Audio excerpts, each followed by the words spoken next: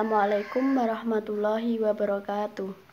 Dipun tepangaken nami kula Nurul Kasanah saking kelas 12 akuntansi kalih. Kados pundi kabaripun sedherek sedaya? Mugi tansah pinaringan keselamatan lan kasalarasan wontenipun virus corona utawi pandemi Covid-19 menika. Wonten mriki kula badhe ngandharaken babagan unek-unek sinau ning omah. Kalian wontenipun virus corona utawi bisa kasebut Covid-19 menika, pamarentah ngandharaken sedaya kegiatan ingkang nglibataken kemalan kathah tiyang dipun lereni katur sementara wekdal ngantos pandemi kesah. Lan kangge ngantisipasi penularan pandemi Covid-19 menika, pemerintah uga ngandharaken babagan sinau ning omah kangge bocah sekolah. Lan anane sinau ning omah mesti wonten susah lan senenge. Senenge sinau ning omah sing tak rasakne menika wekdalipun luwih singkat ketimbang ana sekolahan.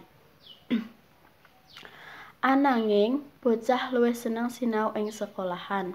Amarga sinau ana ing sekolahan diterangke bapak ibu gurune lan sinau ning sekolahan uga luwih gampil lan bisa takon yen ana sing durung paham.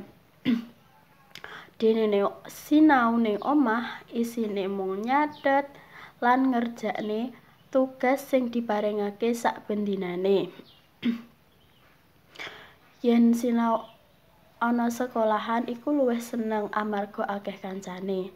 Ananging yen sinau ning omah iku luwih suwe-suwe isa bosen amarga ora ana kancane. Sinau ing omah uga ora bisa fokus amargi kadang disambi mbantu wong tuwa. Lan yen ning omah ana kerepotan, mesti tugas dadi numpuk.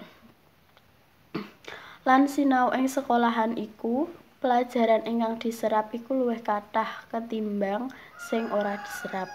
Ananging yen sinau ning omah iku pelajaran sing diserap iku luwih sithik ketimbang sing ora diserap.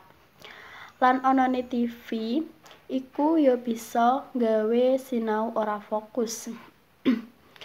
Lan niku cekap semanten anggen kula matur, menawi ana lepate kula nyuwun pangapunten. Matur nuwun. Wassalamualaikum warahmatullahi wabarakatuh.